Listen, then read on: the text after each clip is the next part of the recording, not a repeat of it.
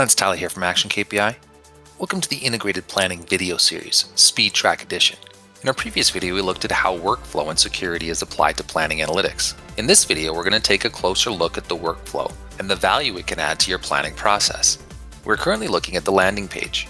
The hierarchy used within this example is based on a corporate divisional structure. But again, it's completely customizable to your business and your planning, budgeting, or forecasting process. You'll notice along the hierarchy, there are different divisions in different stages of the planning process.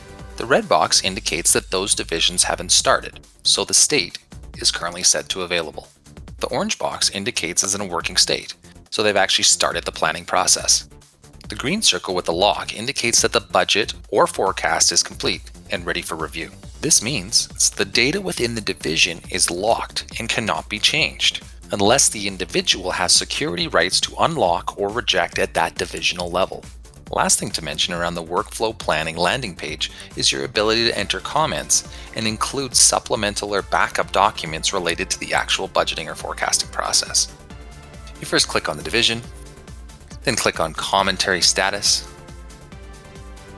add a comment, and then attach any backup documentation such as Word documents, PowerPoint presentations, or Excel workbooks. In this example, we're just uploading a rate schedule based on Excel.